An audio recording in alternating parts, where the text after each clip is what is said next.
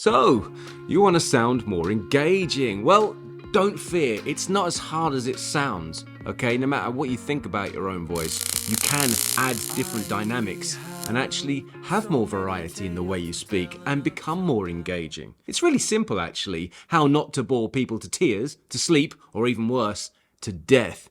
And I promise you, after these 3 simple, easy steps, not only will your mind be blown, but you'll be blown away by how much people are telling you how dynamic and engaging your voice is. Isn't that what you want? Great, that's why you're here. Let's get into it. Step 1, take a sheet of paper and a pen or pencil. Pencil's likely better, but you might not have one because they're from the last century. I prefer that you use paper and pen as opposed to computer or phone because you might want to be marking down and changing things around. At the top of the paper, you're going to write in large letters, in capitals, dynamics. Then, once you've written that, you're going to draw a line down the center of the paper, separating the paper in half. We're going to write on each side of this line different efforts, okay? So on the right side, I want you to write sudden, and on the other side, sustained. Then below that, you're going to write strong, light. Then below that, you're going to write direct and indirect. These are the only stimulus you need to make a very engaging and dynamic voice with plenty of variables. And how are we going to do that? Quite simple. By combining different elements from one of these 3, there are 8 different efforts that we can create. And those 8 different efforts could, in a sense, be 8 different characteristics to your voice, or it could be 8 different attitudes that you bring. It's really how you see that is really up to you, and where you use them we'll go through in step 2 and 3. But for now, let's just get an understanding of what they are. So, if we take sustained, direct, and strong, that is given the term pressing. Okay, so now to give you an example of pressing, you think of something that's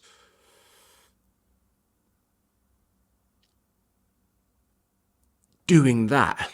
Can you do that with your voice? So it's sustained, it's in one direction if you like, it's very purposeful, but this is also strong and it's kind of continuous. So this is pressing. Now, can you do that with your vocal quality? So sudden would be something like lots of sudden movements there, like that's sudden. The attack. I've got quite a sudden, dabby voice. We'll go through dabbing in a bit. But to press seems to kind of slow me down without trying to slow down. It's more sustained. So a sustained noise might be and that's kind of pressing. So if, for example, I was talking in a way that is pressing, it tends to slow me down, but it's also very on voice, very clear because it's pressing, it's strong and direct and sustained. Therefore, at the end of the day, I sound like an angry politician who's telling you off for being a bad citizen. Or something like that. That's just my take on it. So the next one we're going to look at is punching, right? This is also known as thrusting, but with punching it's got the strength and the directness of pressing, but it's quicker. So it's like a punch, like a thrust. So you push it there very fast. Now, this could be something where a parent is telling off their child. Again, it's got this strength to it. And this directness kind of gives it a sense of authority, doesn't it? I'm not sure how else to see that, but that's just my take on it. Again, how you take these is up to you. But punch, can you punch with your voice?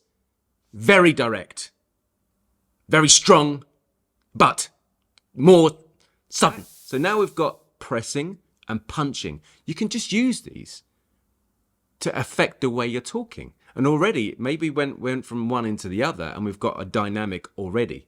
because they're sort of very different, but only one different sort of part of that effort has changed. So what's next? We've got slash. Now, moving on from the punch, slash has got strong and sudden elements to them, but then it's indirect. Now, so the reason it's indirect is because it's not so focused. So so a punch is very direct and forward, or a thrust, but a slash is like chopping a sword. Boom, it kind of goes cross diagonally. So the intention isn't as focused.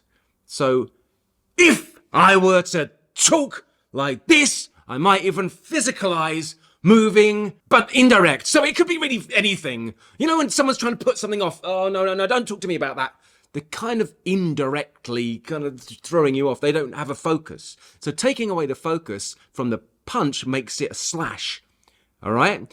Again, what does that do for you? What did you get from that? Does that make you think of anything? Does it give you inspiration? And remember, most of these are just inspiration. It's to give you ideas for vocal dynamics and becoming more engaging. So staying with the strong element and indirect, like with the ring, this is sustained again. So like the pressing, but it's called ring, right? So if you imagine you're taking a towel and you squeezing it out. Now, if I was to talk like that, it's not really direct, but it is sustained and strong, and somehow I've just turned into someone from a Guy Ritchie movie. Maybe it's the bald head, I don't know.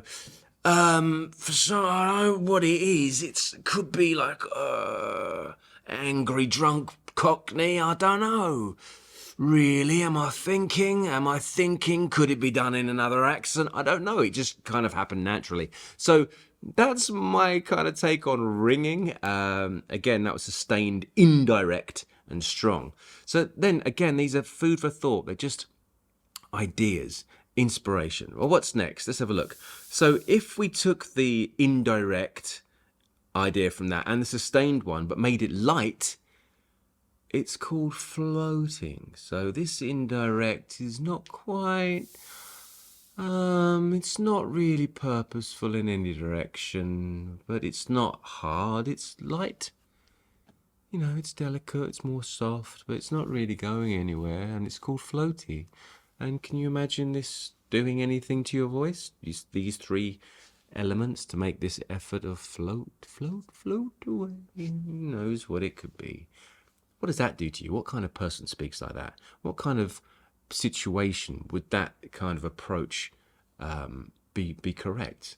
We'll come to that in a bit, but let's go through the next one. The next one is gliding. So keeping the sustained element of the last one and the lightness, but now it's direct. So it's gliding. So rather than thrusting or pressing, which was pushing towards very hard, this is a lot more lighter, and perhaps this one has more of a newsreader approach to it, whereas, it's calming, isn't it? It's very calming, hypnotic, hypnosis. If you listen to my voice, the sound of my voice, perhaps you'll go out and buy the full course from my website at vocabilities.com. Yes, and when you wake up, you will take your credit card out of your pocket and send me all your money. Please don't do that. Actually, no. I probably won't put this into the video unless it's incredibly hilariously funny, in which case I will. I doubt it though. If it still makes it in, then I'm still rambling and you're still listening, which means comment what a plonker I am in the video. Yeah, so the next one is a flick. So this is light again, but it's also sudden and indirect. So like a flick, flick, flick, flick, flick. It's like I wonder if there's like a fly coming around. Oh, yeah, I'm confused. It's kind of confusing, isn't it? I'm not too sure. Short, sharp, indirect, and light. So, what does this do to my voice? Now, I know you're wondering how these make you more engaging, but if you're still watching this video, perhaps you're engaged. But very similar to that, and is more like my own accent and the way I speak myself, is dabbing, which is sudden, but this time direct and light. So this one is more direct, it has a purpose. It's more like, it's more like a little prod. Hey, you, hey, come here. Oi, I'm talking to you. There you go.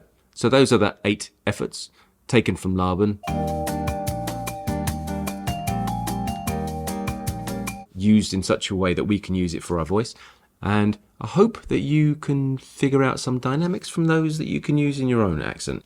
Now, let's see how we can put these into a working environment, okay? You could put these into a speech, for example, but what I'm going to do now is forget these for a second. Yeah, we're going to come back to them again on step 3. But for step 2, we're going to find a different inspiration, a different stimulus to get us to change our voices without thinking too much, because this is kind of an analytical way to do it. That's why it's really good to put these things in your body so you're not thinking too much. The idea is that when we practice this, we end up letting go of them, and we just somehow remember with our bodies how to speak more with more dynamics, if you like, and to become more engaging. But so the next one, we're going to use some copyright-free music. Step 2.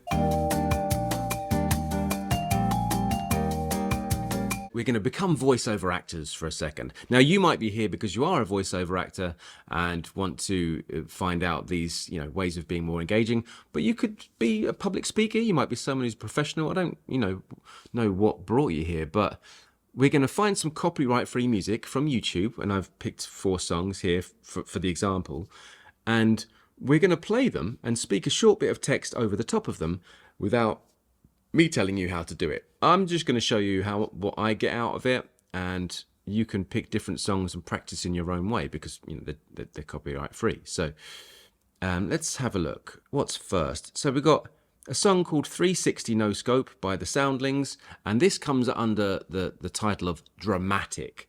So the text is in the description box below. There's also a little download. We can get the full text of this, but this is just one paragraph. And what I'm going to do is I'm going to play the music, get a sense of it, and then I'm going to speak this over the top however I feel appropriate. Right? So this is trying to match the tone of this script. I'm going to use the same script for all 4, but this is trying to match the tone with the music. So let's see what it does. Where's the music?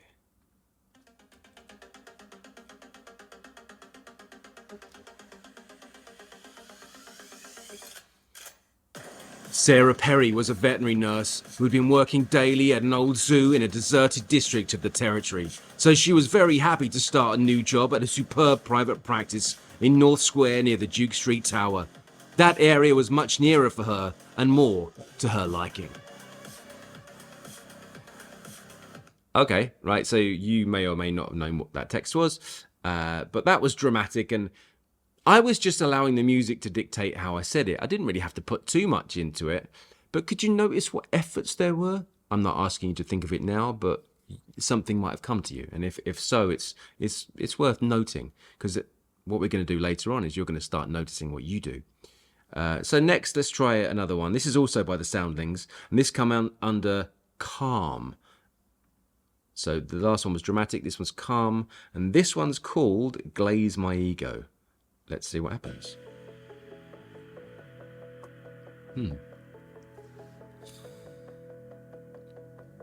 Sarah Perry was a veterinary nurse who had been working daily at an old zoo in a deserted district of the territory. So she was very happy to start a new job at a superb private practice in North Square near the Duke Street Tower. That area was much nearer for her and more to her liking. Boom. Now, I just spoke in a way that I thought was appropriate for that. But already it's a very different tone, right? It's a whole different kind of approach. Somehow the music really helps. It really helps to sort of give you that stimulus, that idea. Now, because the music is changing, you might not really need to do too much to your voice. But imagine if you don't have the music, or you're on stage, or you've got a speech, there's going to be elements from within that has a certain feeling to it, or maybe emotion, or has a certain something that you want to portray. You could have the music in your head, or you can just know that this particular part has to be spoken, with ease or like calmly, or one part has to be dramatic. And so using these and the impetus from the efforts in the step one, you could really start to make a change to different parts of your speech, or if you're a voiceover artist, to different parts of the script. Let's have a look. Let's try another one. There's two more. Let's give them a go. Number 3 is also by the Soundlings, and it's inspirational. It's called Simping on You. Let's have a look. Simping on You. Hello. It's going to kick in, isn't it? Oh, wait. Sarah Perry was a veterinary nurse who had been working daily at an old zoo in a deserted district of the territory, so she was very happy to start a new job at a superb private practice in North Square near the Duke Street Tower. That area was much nearer for her and more to her liking. Yeah, I love doing this stuff. Okay, so you see what happened there? I went with the music. I like whatever it made me feel, and that's hugely important, because everyone's going to take something different, from these things, and that's what's important. Not to just try and stay stuck in, there's only one way to do it, but your way is always going to be the most engaging, because it's you doing it and it's from your interpretation. Let's try one more. This one's Tough Times by Jeremy Corpus, and it's called Angry. Oh, so because it's called Angry, I probably already know how to do it. Let's have a look.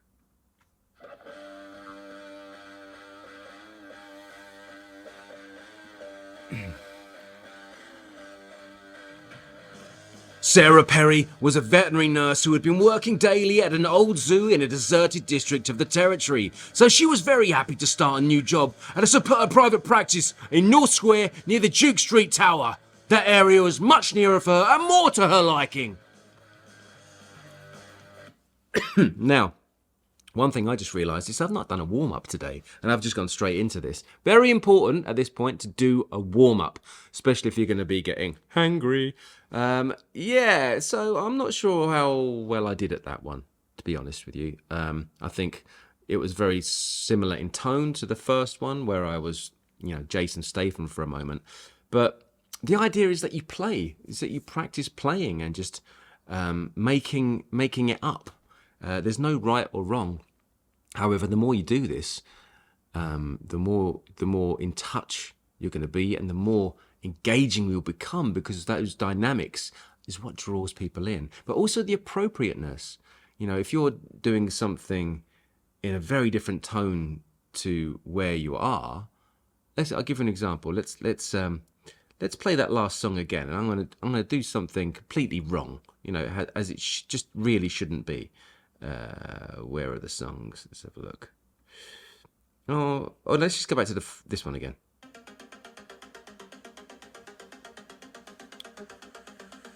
Let's wait for the drop. Sarah Perry is a veterinary nurse who had been working daily at an old zoo in a deserted district of the territory, so she was very happy to start a new job at a superb private practice in North Square near the Duke Street Tower. Totally wrong, right? Totally wrong. That was kind of floaty over the top of that sort of dynamic, hard-hitting, punchy music. So again, I've gone back to the efforts, and they can be useful. Step 3 is taking these ideas, these inspiration, find some songs, take this text, this small paragraph, or perhaps download the full sheet off my website. The link is also in the description box below. And what I want you to do is just record. You don't have to record the whole thing, maybe just this paragraph, and try to do it in the different efforts. Take your time. Record yourself and listen back and see how accurate you feel you are to each one. For the let's have a look: the press, punch, slash, ring, float, glide, flick, and dab. Record it 8 times, listen back, and you might find that they sound far too similar. So then, what do you need to do to make them more different? And this is not that you're going to take this into the real world or into your speech or into your speaking engagement. It's more that the more you practice this and listen back and have a better idea about what you're doing, that easier it is for you to just draw on them whenever you want, wherever you are, and in whatever situation. And eventually, after practicing, doing this consistently, you will start to become more engaging because you'll have a better understanding of A, what you sound like, B, what you can do to better affect the appropriate emotions and actions in each speaking environment. And that's magic. That's how you do it. This is the easiest and most straightforward way there. But without practicing, recording and listening back, you're not going to get there as fast. It's all about self-awareness. And when you're aware, then you're much better able to adapt and change what you do and be more engaging. And that is how you do it. I hope this has been useful for you. Thank you so much for watching. I'm Darren Mcstay. This is Improve Your Voice. And until the next time, stay at it, keep practicing, be consistent, and look after your voice.